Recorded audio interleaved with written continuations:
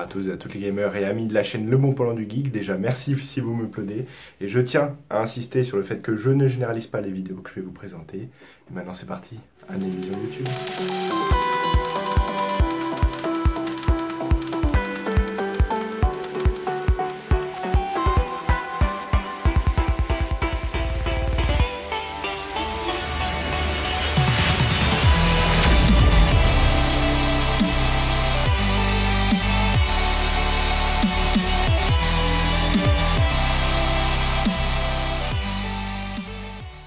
Alors tout d'abord, prenons l'exemple de Jean, youtubeur podcaster, et de Michel, youtubeur gaming, pour comprendre cette vidéo. Alors tout d'abord, demandons à Jean quelles sont les particularités d'être un youtubeur podcaster.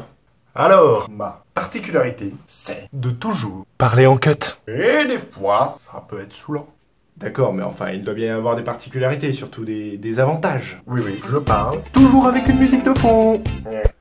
Ok, spécial, d'accord. Maintenant, allons voir Michel, youtubeur gaming. Alors, vous, Michel, quelles sont vos spécialités d'un youtubeur gaming? Alors moi, clairement, je fais des vidéos sur mon PC en 10 minutes pour me mettre plein les fouilles.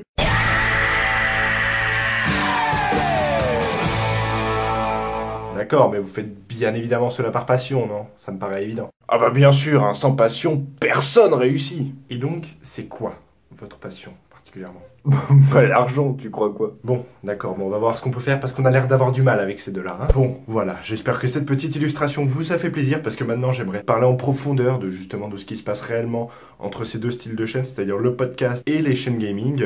Parce que faut le savoir que c'est quand même les deux chaînes les plus prédominantes dans le YouTube game français. Il faut savoir que dans les 10 plus grosses chaînes françaises, il y en a quand même 7 qui sont soit du podcast, soit du gaming. Alors déjà, dans les 10 plus grosses chaînes françaises, en chaîne de podcast, il y a Cyprien, Norman, MrV et Le Rire Jaune. C'est les 4 grosses chaînes françaises dans le matière de podcast. Hein. Et dans le gaming, il y a par contre que 3 grosses chaînes gaming. Alors il y a la chaîne de Squeezie, la chaîne de Cyprien Gaming et la chaîne de Joueurs du Grenier, même si j'avoue que celle-là est un peu différente et ça reste quand même une chaîne de gaming. Donc voilà, moi je parle avec vous justement de ce que je trouve presque un souci, c'est parce que, en fait, le problème des youtubeurs aujourd'hui, c'est qu'ils sont inscrits dans un style au début, c'est-à-dire, par exemple, je vais prendre l'exemple de Squeezie pour le gaming, et je sais pas si du coup ils se forcent maintenant uniquement à faire du gaming sur leur chaîne, ou s'ils osent pas faire autre chose. Mais en fait, je trouve ça dommage que, par exemple, comme Cyprien l'a fait, il a fait sa chaîne de podcast, il avait envie de faire du gaming, mais il ne l'a pas proposé sur sa chaîne principale parce qu'il pouvait penser que ça allait décevoir la communauté. Enfin, je pense que c'est quand même avant tout leur propre chaîne YouTube et que c'est quand même dommage de devoir en créer d'autres pour proposer d'autres contenus. Enfin, pour moi, YouTube, c'est une chaîne. Enfin, à aucun moment on a signé un contrat pour dire moi, ma chaîne, ça sera une chaîne que du gaming. On peut le dire à une époque, mais si je veux dire, si les avis changent, bah pourquoi pas tout simplement tenter autre chose. Donc je trouve ça bête qu'aujourd'hui les chaînes YouTube s'inscrivent trop dans un style et osent pas s'échanger de style. C'est dommage quoi. Osez faire ce que vous voulez sur votre chaîne. Que ce soit du gaming, que ce soit du podcast, que ce soit même inventer, soyez créatifs.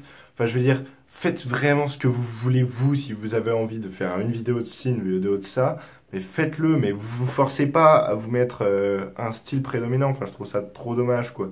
Parce que, après, du coup, forcément, si vous faites tout le temps le même style, ça risque de décevoir votre communauté quand vous allez avoir envie de changer. Donc, n'hésitez pas à faire en priorité ce que vous aimez. Maintenant, on va parler un petit peu plus illustration. Pourquoi les chaînes de podcast et de gaming marchent si bien? Il faut savoir que déjà, l'apparition des premiers youtubeurs, ça s'est fait avec Cyprien, Norman, enfin voilà, c'était vraiment au tout début de YouTube. Et qu'est-ce qu'ils ont installé? Ils ont installé le podcast. C'est vraiment eux qui l'ont apporté en France. Donc forcément, c'est ce qui a marché, parce que c'est par là où ils ont commencé. Après, au fur et à mesure, d'autres styles ont réussi à s'imposer, entre guillemets, en France, comme justement le rétro gaming de Joueurs du Grenier. C'est comme ça, je pense qu'on pourrait expliquer la prédominance de ce style de chaîne. Après, voilà, les chaînes qu'on retrouve de gaming très haut dans le classement français, c'est plus du gaming fun. Pour le hardcore gaming, avant, on retrouvait ça beaucoup sur YouTube, mais ça a beaucoup disparu et ça s'est un peu transféré sur Twitch. Donc il faut savoir que justement la plus grosse chaîne française, c'est justement une chaîne de podcast, c'est la chaîne de Cyprien. Je pense que bon, tout le monde la connaît, que vous l'aimiez ou non, tout le monde la connaît. Parce que Cyprien fait toujours du podcast sur sa chaîne. Il a essayé un style différent à la vidéo Le Haters. Voilà, c'était un style différent, c'était une musique, c'était quelque chose d'un peu plus original que ce qu'il faisait d'habitude, même si bon, une musique ça reste pas très original.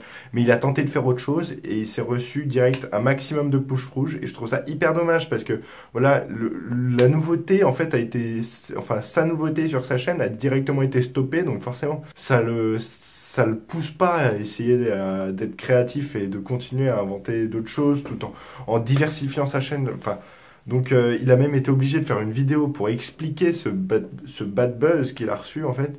Et voilà, je trouve ça très dommage.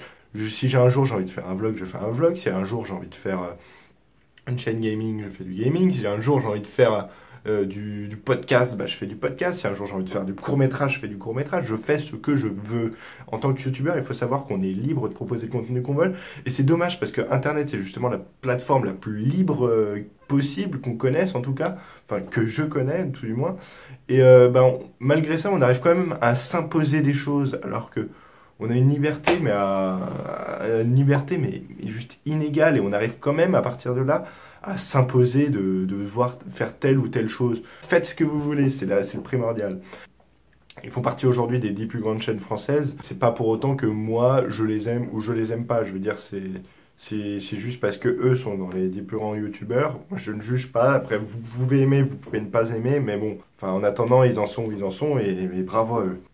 Donc voilà, si le gaming a aussi bien marché en France, c'est parce que je pense, sur YouTube en tout cas, je pense que c'est parce que le gaming est vraiment mais représenté nulle part, ni à la télé, enfin dans aucun média on présente le gaming. C'est une communauté presque oubliée, on va dire, et c'est beaucoup une communauté dénigrée, et je trouve ça dommage. Donc voilà, si je pense que le gaming s'est si bien imposé en France, c'est parce qu'il était représenté nulle part ailleurs. Et que YouTube, bah, c'était une plateforme où chacun peut s'exprimer librement. Donc tous les gamers en ont profité pour, justement, pas tous, mais enfin, beaucoup de gamers en ont profité justement pour s'exprimer sur YouTube. Et je trouve ça très bien parce que au moins il y a une plateforme qui peut le représenter. Il y a Twitch aussi qui les représente énormément. Après voilà, YouTube s'inscrit donc dans beaucoup de catégories différentes. C'est ça que je trouve génial avec ce site. C'est qu'on peut vraiment proposer le contenu qu'on veut, être créatif au possible, chacun fait ce qu'il veut, et donc voilà, restez pas bloqués dans une idée. Donc amis de la chaîne Le Bon Plan du Geek et mes abonnés, bonne continuation à tous, et que la cause soit